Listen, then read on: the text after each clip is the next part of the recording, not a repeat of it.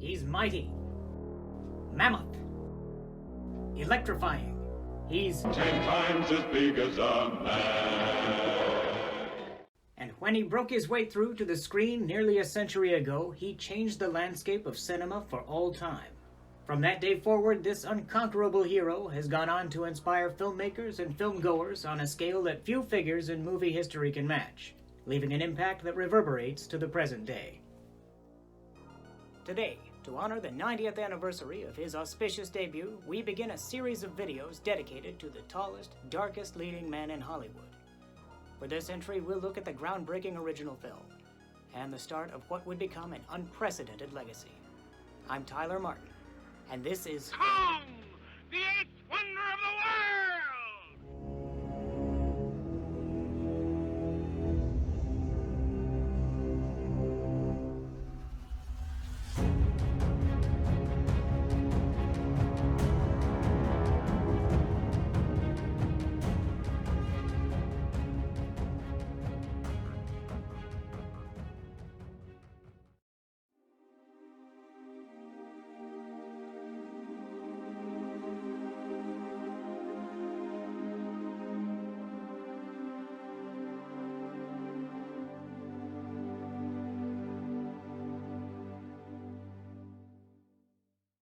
Our story begins at around the turn of the 20th century, with a 6-year-old Florida boy named Merian Caldwell Cooper receiving from his uncle a book, Paul de Chaillu's Explorations and Adventures in Equatorial Africa.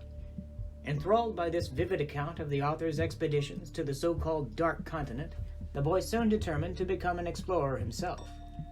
Young Cooper was particularly fascinated by de Chaillu's recounting of native tales about giant apes raiding villages and carrying women off into the jungle. No mere passing fancy, this image became firmly ingrained in Cooper's imagination and would ultimately prove pivotal not only to his own future, but to the future of cinema itself. Cooper's life thereafter was arguably as colorful as the fantastic story he would later be known for. By the early 1920s, he had become a noted aviator and decorated war hero, volunteering in the Polish Air Force, where he fought against the Soviet Union and spent the better part of a year as a prisoner of war. Upon his return from these harrowing exploits abroad, he obtained work as a journalist, a job which sent him on a series of research expeditions overseas. It was during this time that he began working with a budding filmmaker named Ernest Schoedsack. Schoedsack, standing an imposing 6 feet 5 inches in height and known as Shorty to his friends, was no stranger to adventure himself, having, like Cooper, flown in the First World War and later provided aid to refugees from other European conflicts. In 1925, Schoedsack and Cooper produced their first film together, Grass, a documentary on which they risked life and limb to capture the story of the nomadic Bakhtiari people of Persia. This was followed by Chang, a drama of the wilderness, which saw numerous near-fatal encounters with local wildlife in the jungles of Siam, and an adaptation of the A.E.W. Mason novel The Four Feathers, starring a winsome young beauty named Fay Ray. By now, for Cooper, the fateful seeds planted by de Chaillu's book were nearing full bloom. During his years of endless adventure, he had become fascinated by the idea of nature being overpowered by civilization. And in a decisive stroke of inspiration, he chose to combine this theme with the sensational image of a gorilla kidnapping a human woman, launching the project that would become King Kong. Once the outline was settled upon, the screenwriting process began in earnest, going through several iterations, each by a different writer, before reaching a point that Cooper found satisfactory. The final draft, a flawlessly paced masterwork of high drama and adventure, was the work of Ernest Schoedsack's wife, Ruth Rose. The now timeless story concerns reckless adventurer and filmmaker Karl a character heavily inspired by Merian Cooper himself and portrayed with gusto by Robert Armstrong, who heads an expedition to faraway Skull Island in search of a legendary monster, which he hopes to film alongside Fay Ray's young ingenue Ann Darrow in a take on the Beauty and the Beast concept. The lanky, dry-witted sailor Jack Driscoll, based on director Schoedsack and played by Bruce Cabot, takes a shine to Darrow and serves as the romantic lead. Along for the journey are the crews for Denham's film and the chartered vessel Venture, under Frank Riker's likable, pragmatic Captain Englehorn. The group reach the island and come upon a tribe of natives, headed by Noble Johnson in a brief but commanding performance, who live in constant terror of the very creature Denham seeks.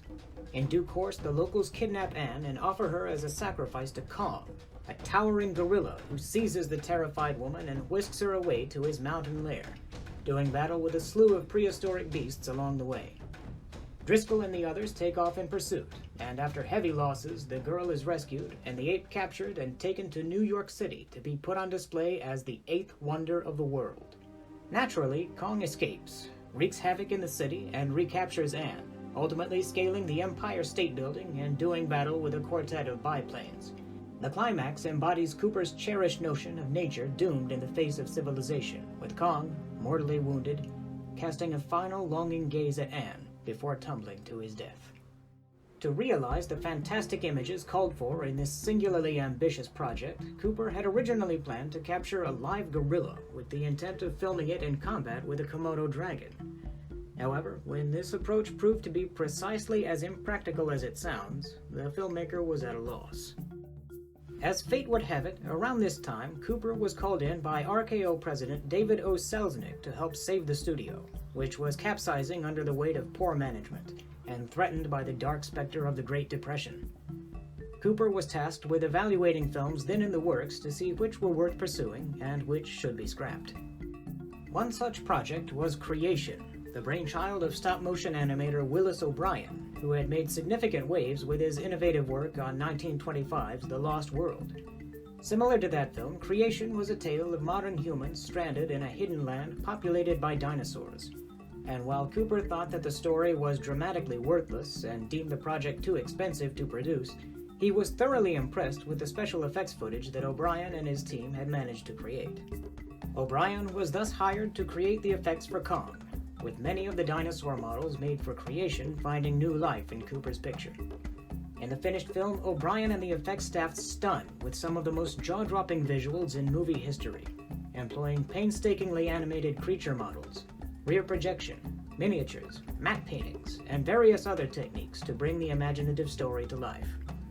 In addition to a superb script, a solid cast, and trailblazing special effects, the film also boasted a top-notch staff and post-production crew, including sound designer Murray Spivak, who engineered an unforgettable soundscape and personally provided many of the grunts, hisses, and screams that permeate the film, and legendary composer Max Steiner, whose epoch-making score is every bit as impressive as Willis O'Brien's magnificent effects work. King Kong premiered in New York on March 2, 1933, and was an instant smash. This extraordinary adventure was the perfect escape for an audience beset by the trials of the Depression. Its brisk, effortless storytelling, remarkable pathos, and utterly astounding visuals resonating strongly with viewers and critics alike. In the wake of this phenomenal success, it should come as no surprise that a sequel was soon to follow. Son of Kong, made in the space of a few months on a fraction of the first film's budget, sees the reunion of most of its crew and much of the cast. Ernest Chodzak directed from another script by Ruth Rose, who opted for a more whimsical approach this time around, banking on humor to make up for the lack of funds. Willis O'Brien is again credited as chief technician, though his participation was reportedly minimal. During production, he was dealt a crushing emotional blow when his ex-wife, suffering from tuberculosis and probable mental health issues, murdered their 2 sons. Likely due in some measure to this tragedy, O'Brien is said to have had little enthusiasm for the project and left most of the animation to his assistants.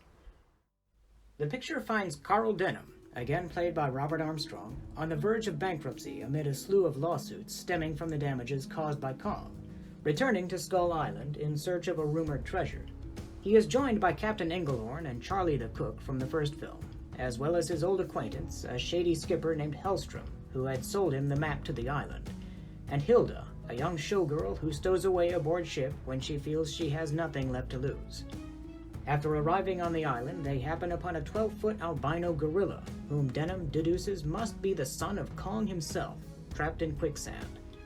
Remorseful over his hand in the elder Kong's demise, Denham rescues the youngster, who returns the favor by defending the group from the island's prehistoric menagerie as their hunt for the treasure continues. Largely due to its technical limitations and reliance on comedy, Son of Kong has garnered a rather negative reputation, and that's unfortunate, because it's honestly a charming little picture. It is undeniable that, from a narrative standpoint, a sequel was hardly necessary. Be that as it may, no film, least of all one made under such restrictions, could ever hope to match the grandeur and impact of the original King Kong, and it would be unreasonable to expect such a feat from any movie, sequel or not. But taken on its own strength, Son of Kong is rather delightful. The combination of adventure, humor, and melodrama is quite effective overall, and there is genuine poignancy in the tragic climax. While the second film was not destined for glory, it did nothing to negate the tremendous significance of Cooper and Schoedsack's original masterpiece. There were plans for a third movie, The New Adventures of King Kong, which was to chronicle the journey from Skull Island to New York during the events of the first film, but this failed to materialize after Son of Kong's comparatively modest box office returns.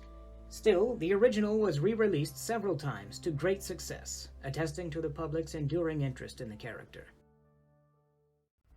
1949 saw the reunion of King Kong's original creative team for Mighty Joe Young, an enchanting, upbeat reworking of the Kong concept, with Robert Armstrong returning in a more sympathetic take on Carl Denham.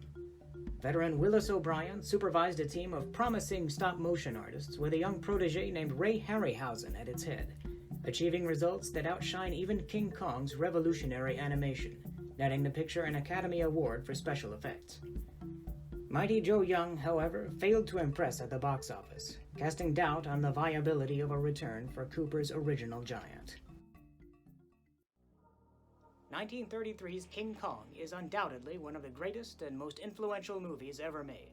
Its astounding technical achievements and deft storytelling fired the imaginations of viewers everywhere and planted fateful seeds in the hearts and minds of many who would go on to help shape a new cinematic paradigm. As we shall see in our next installment, the Great Ape's reach extended to all corners of the globe. No audience, near or far, was safe from his mighty grip. As always, thank you for joining me. I'll see you next time.